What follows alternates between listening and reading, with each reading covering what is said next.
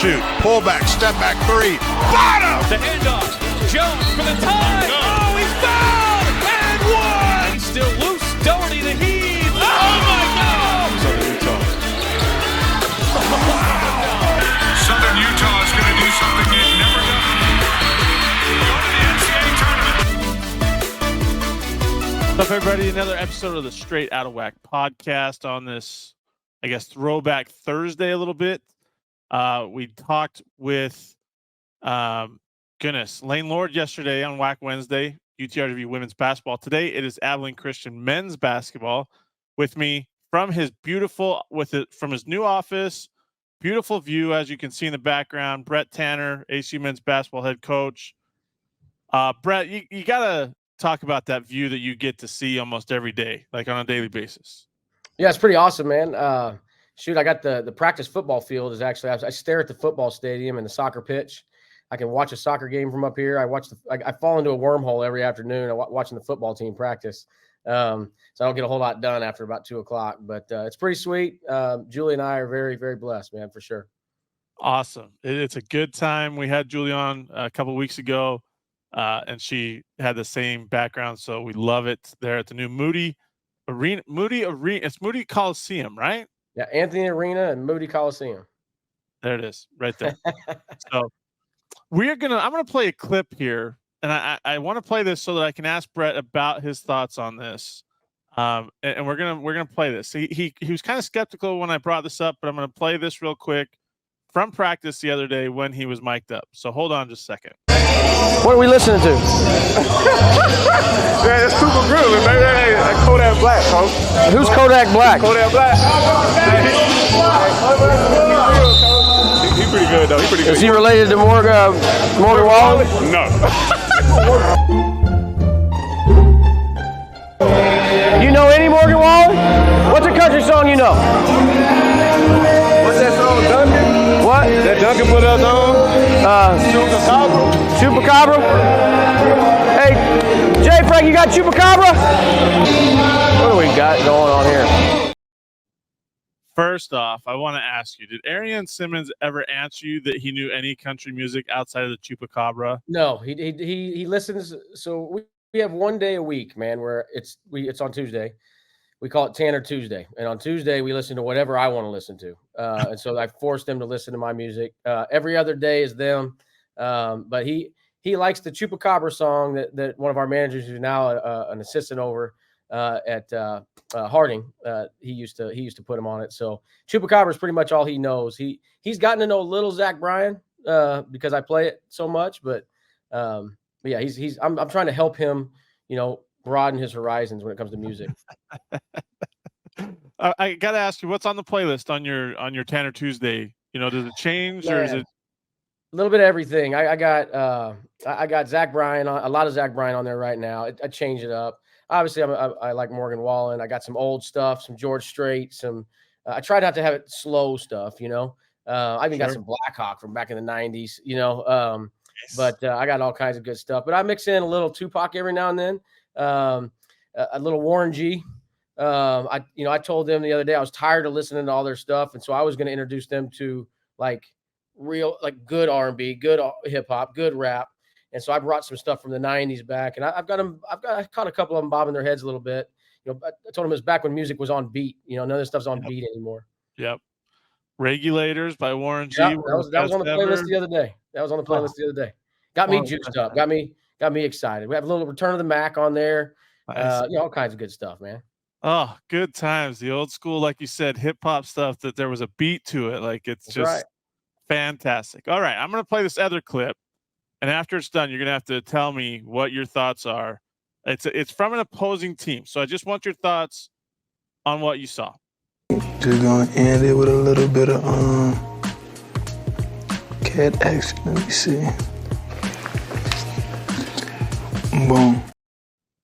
What'd you think of the Trailblazers drawing right there? That's pretty good, man. That's pretty good. I certainly couldn't draw it that well. I've seen some of those clips. I hadn't seen SFAs, but I've seen some of those around. It's a pretty creative way of releasing your schedule. But next time I see him, I'm going to have to congratulate him, man. That's probably better than any of my guys could draw the logo. Well, like it showed there, though, you get to see them pretty early this year. We do. I mean, that's our first Right off the bat. conference game. So, like, I want to ask, how do you feel about that? That you get this conference started in like late November, early December. Yeah, I feel great about it one minute, and the next minute I don't know. I think it's new for us. I've done it before back when we were in the Southland. We played a little early. We did that once or twice, and I liked it because it helps. It makes it to where you're not so crammed up in January and February. But it does take away a couple really good dates for non-conference scheduling. And then you get in a situation sometimes where back when we were in the Southland, we played New Orleans first. And we didn't see them again. It was the only time we played them. We didn't see them again until the championship game. And so it was almost like playing a whole different opponent. But, I think it's a good thing. I like 20 conference games, and I think that's the only way you can do it. 20 conference games gives us an opportunity to have a true conference champion, which is something that I'm a big believer in. And so I think it's going to be good. There's always going to be some negatives to stuff, but now playing SFA early, but I don't know who in the league. Anybody, they're all good. And us and SFA is usually a pretty good one, so might as well get one out of the way right off the bat. Yeah, and just for the record, you guys see them. Let's see, what was that? It's on December 2nd, and then you don't play them again until February 17th. So, Yeah. I guess the good news is you get them at home to that second game of WAC play after you play UT Arlington. Yeah. So, I mean, that's a good thing. I mean, but we're playing on the road Thursday. Now, granted, it's a close game, and we're fortunate to where some others are having to travel a lot farther on that opening weekend in between games because everybody has a split that week. But so I'm not complaining by any means, but I think that's the only way you can do it. You can't give one team 2 road games, and you have to find a way to split it if you're going to do it early. But it's tough not waiting all the way till February. But like I said, man, the way that our games usually end up between us and SFA, it's probably good that we have that much space between us. They're usually pretty physical and pretty wild. let's talk a little bit about the schedule. Start off kind of with a bang at Oklahoma State, at North Carolina State. You got Prairie View at home, and then you go to the Paradise Jam. I'm wondering about that Paradise Jam and maybe the success that you saw Tarleton have last year, that you guys can have that similar success there. I mean, especially after what you're opening up with. I mean, our November is not for the weak at heart, for sure. It's probably the worst schedule I've ever put together. But adding 2 conference games and adding the Conference USA WAC Alliance didn't really help much. I didn't have much scheduling to do. So the Paradise Jam, I was out there last year. We had signed a contract before, they even played in it. But, I've been to the Virgin Islands. We've taken a team there before. It's a good trip. The travel is going to be a little tough because right now when we signed that contract, travel wasn't as crazy as it is right now, price-wise. So we're having to do some crazy things. I think we're going to leave that night after we play Prairie View and get there early because it's, it's saving us a lot of money. But, but it's a great event. If we want to continue to grow as a program and as an athletic department, we've got to put ourselves out there. We've got to go play high-level competition. We can't keep hiding behind, easy scheduling. And so our administration talked about it. Let's go out there and let's challenge ourselves. And, you might take some lumps, and that's okay. You grow through it. And I mean, I think we opened up with San Jose State. I could be wrong about that, but I mean, great opponent to start. We start our season with, at Oklahoma State, at NC State. Prairie View is going to be really good this year at home. And then there we go. Then it doesn't get any easier. We come back and we have those 2 conference games. And so it's a little wild, but shoot, I think we'll be tested. I don't think our record is going to matter going into conference, whether we have 10 wins or whether we have 2 wins. I don't think it matters. It's all about those 20 conference games. Yeah. I mean, I'm looking at your schedule right now, and we'll get into one of the big games that kind of sticks out that we've talked about over the summer. I know which one that is, yeah. But like we said, you got, Oklahoma State, North Carolina State on the road to open up, Prairie View. Then you get San Jose State, which I'm sure you're familiar with Tim Miles and what he's been able to do there. And then, like we said, you get University of Arkansas in December. Western Kentucky is part of that Conference USA WAC Alliance. The other game that sticks out, and I know that you probably have talked to everybody about it, but I have to ask you on the podcast, December 17th. That's going to be, I feel like it's going to be a pretty emotional night. I mean, it's a game you probably don't want to play. Like, you and Joe don't want to play, but UTEP comes into Moody Coliseum. Reggie Miller's, a grad assistant down there with him too, who played under you as well.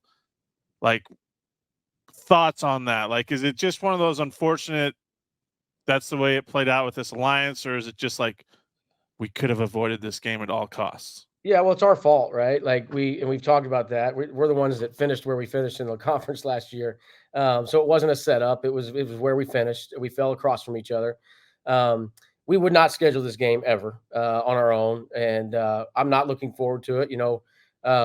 We've thought about announcing together that neither one of us are going to be here. We're going to go hang out on the beach. We're gonna go south for a week and let Jay, Frank, and Reggie coach the game. So, but if we have to be here, I'm guessing our administrations will make us be here. So I think we're going to turn it into a good night, man. Like in typical Joe fashion, I had this mindset we were going to celebrate him and do some stuff, and that's not what he wants. So we're going to celebrate. We went through a hard time, man, in the Division I transition, 4 years of no postseason. So we're inviting every player, any player that played during that time frame, to come back and hopefully the night before, Joe and I can take them to dinner and do some things and really celebrate all of our relationships that we built. And that's how we do things, right? It's all relationship built. And so let's celebrate those guys and celebrate together, because those are the teams that will never – our championship teams are going to get celebrated. They got banners hanging, and none of that would have been possible without the guys that played during that transition, which was one of the toughest things I've ever done in my career as a player or special. And so they set it up for everybody else.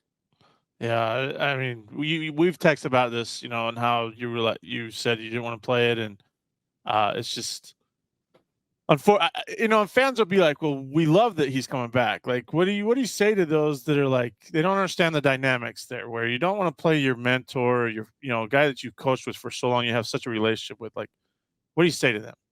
Yeah, I totally understand it from a fan standpoint. I think it is fun, and we have a lot of, obviously Joe and I share friends, here in town, and so we're giving them a hard time about who they're going to cheer for and all that. And it better be us because they live here. But it's been, I understand it. It's going to be fun, but just for Joe and I, man, it's a week. It's a 72-hour time frame that neither one of us are going to enjoy. We've gone through this when we've had to play, Coach Beard when he was at Texas Tech.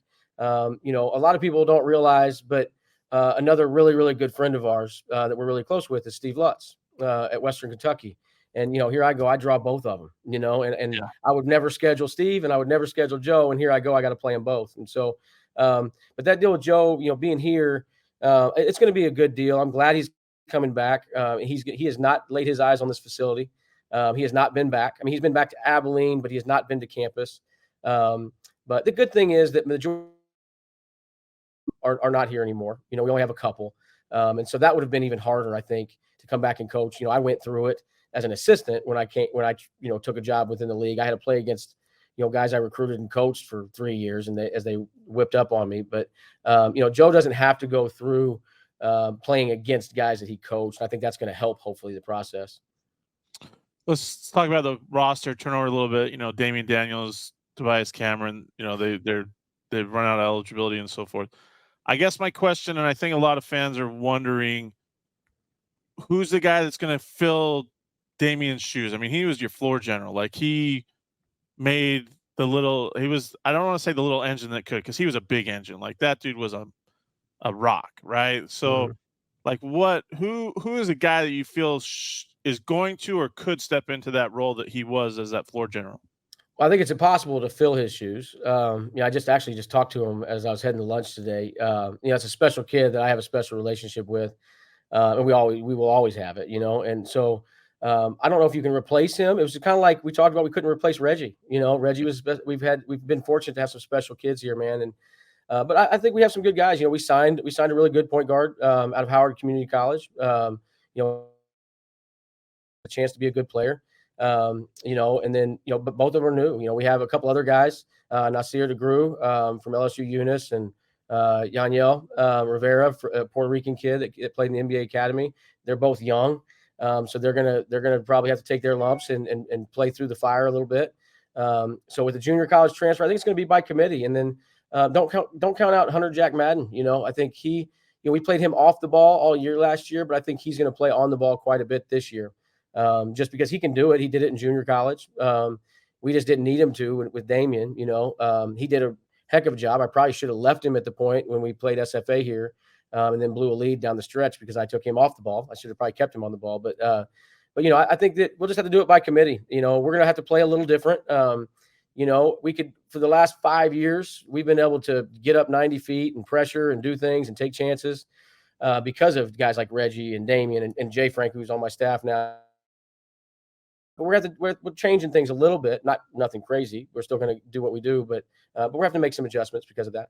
Do you have a left-handed point guard this year? Like you've No, had it's messing me up, man. We ran all of our sets to the left for like the last 8 years, man. And I'm sitting here saying, man, should we go? No, we're going to go this way. So it's not messing with the players.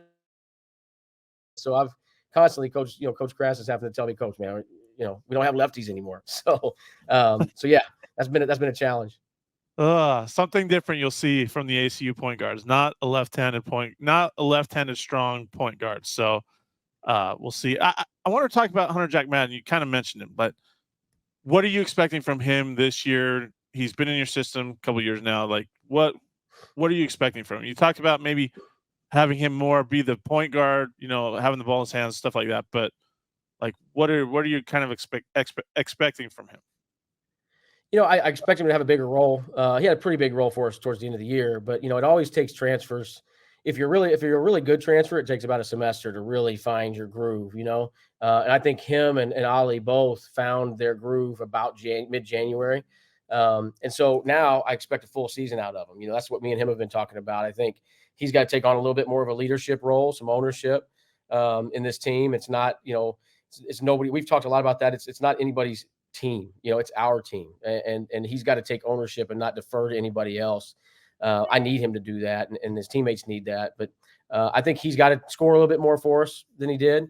He's got to look to shoot the ball a little bit more than he did because he's really capable. But I think the biggest thing is just leadership, and being a guy that these young guys can look up to. So we know, Cam Steele, we know Arion, we know Manny Allen's coming back. We know what they can do. I don't think people really understand what Ali Deba can do. Like what that guy, the athleticism, the strength, the slashing ability. What are you excited to see most from him this year? Man, Ali has worked really hard, as hard as any player I've ever been around in the offseason. He had a great spring. We missed him a little bit in the summer with our foreign tour. He went on the tour with us, but he had some visa issues. That was a mess, not only for us, but for a lot of people this summer, getting their guys back. So he missed some practice, but, he was in the gym every day when he was there. I know because we were and he was sending videos to the team and doing all that. And then he came back and he's been in the gym. I think he is shooting the ball, which is something I thought he would never do. I still tell him he can't shoot, but so hopefully he doesn't watch this, but he is shooting the ball well. And that's because of the work he's put in. And I think, a lot of people have figured out his athletic ability, his slashing ability. But I think he's going to shoot the ball well. We need him to have a big year. I think he's a big X factor for us. If he's just a role player, he finished, Emmanuel Allen was our leading scorer last year. We never have anybody who's like a scorer. It's just not how we play, but Manny was our leader. But if you just look at conference play, Ali was our leading scorer. And some people overlook that. And I think Ali has the potential, to be an all conference type player. I don't know if he'll ever get that honor, but he has that ability. And but we need him to be good if we have a chance to be good. Yeah, I think people will downplay him a little bit. Like you said, he has that ability. Like we saw it at Chicago State, we saw it with you guys last year. Like that's why you brought him in here, was to be that guy, right? Mm-hmm. Yeah. We needed big, we were small. We've always been small. That's how we survived in the Southland back in the day. As we transitioned into the WAC and this is an unbelievable league. You're playing against pros every night. We had to get bigger on the perimeter and that big, long guard that can get to the rim and be strong with the ball. And as we've moved forward, we're starting to add more and more of that to our roster. All right. One last question for you. Everybody's kind of talking about him. Mashai Hill, your freshman, big man. When I asked you about him, if he's going to play a lot, you're like, well, I didn't think so at first, but then we went to Germany and he's kind of made my decision a little bit challenging in that. Like, what did you see in that foreign tour that you guys went on over the summer? The kid at his size plays extremely hard. He plays ACU basketball already, and that's really hard from any freshman. I mean, a 5'9" freshman or a 6'10" freshman, it doesn't matter. All freshmen or transfers or whatever struggle with the detail, the fundamentals that we go through and things like that. And what they all struggle to realize early is it doesn't matter. When we get to game day, I just need you to play hard. Like we're just trying to work on some things. And when you get to the game, and that's why older guys do play a lot more because they figured that stuff out. I think Mashai there and just played hard and did a lot of really good things in Germany. And we played good competition. I don't know if our competition was as good as maybe some of the other guys in the league got, on there too. I think Cal Baptist played some pretty good competition out there. That good, but it was good. It was the best competition that I've gone against in a foreign tour. And so he went out there and he competed, man. And so, yeah, he made my decision a lot harder. We have Leo, who's on his third year here, second year to play. We have a transfer big. We've got some other guys that I thought, man, it's going to be hard for Shai to get on the floor, but you just never know. That's a decision we'll make when, the time comes. But I'm really excited and pleased with his progress. I'll ask you about Aiden Ngehan when we get to media day in a couple of weeks. So I'll leave him off this podcast because there's a lot to talk about there. But I want to bring up a question that was asked today. I told fans to send me a question. Jeff Knight, an ACU fan, he asked, what are your recruiting game goals and how is your performance in comparison? I'm not quite sure. Maybe your recruiting goals and how is your performance in comparison? Yeah, I'll have to call Jeff on that. I'm not sure what he means by that, but I think it's no secret. I've been open about it as we've transitioned to this league. We've got to get bigger and longer, and I think sometimes when I say bigger, people think that I'm talking about in the post. We've always had good size. I mean, when we went and beat Texas, we had a 7-footer. Like it's our on the perimeter. We've had to get bigger and longer on the perimeter. The way that we guard, we've got to have bigger guys that can play in the middle third, and can guard the basketball. And I think that does not happen overnight. Some people can do it with the transfer portal and things like that. With us, that's not our philosophy. Sure, we're going to use the transfer portal to our advantage if we can, but the bottom line is, man, we're going to build a program. And I still, maybe I'm wrong, but I still believe that's the way we have to do it here. And, we've been able to add those pieces and slowly but surely, and we're continuing to add those right now. And slowly but surely, I think people will see that, it just takes time. And the Abilene Christian community was really patient with us when we transitioned to Division I, which we were grateful for, and they were rewarded for it, and I think if they're patient with us now, they'll be rewarded for that as well down the line. Go-to snack when you go home from practice, you're on the road, maybe you're at the airport waiting for a flight. Yeah, here's the deal. I'm trying to do better at all that stuff, but I'm a gummy guy. And so, I lived in Germany. I talked about that. That's one of the reasons why I was really excited to go back there this summer. And that's what you eat out there, right? So I grew up eating like gummy frogs and the cherry, all that stuff. It's not the same here, man. When you buy it here, it's not the same. So I brought back like 4 tubs of gummies from Germany with me, and just enough to where I didn't have to claim anything. And I have just been slowly, and nobody in my family is allowed to touch it. It's mine. And so I go, that's kind of what I go to. I don't know what I'm going to do. I'm about out of all of it. So I'm going to have to figure something out because now that I've been back and I've tasted it again, I can't go to the store down here and buy anything. It just doesn't taste the same. I love it. That's awesome. Brett, I appreciate the time. I know you got practice here in a little bit, and always a pleasure, my friend, to talk some hoops and ACU and so forth. Always, Kyle. I appreciate what you do for the league, man. Thanks, everybody. Enjoy your Throwback Thursday.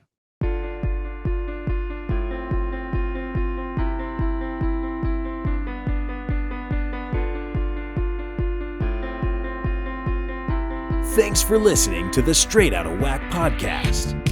You can find us on Apple Podcasts, Spotify, and other podcasting platforms. Be sure to subscribe so you never miss an episode. Remember to follow us on Twitter at Whack Hoops Digest and Facebook under Whack Hoops Digest for all your Whack Hoops news and information.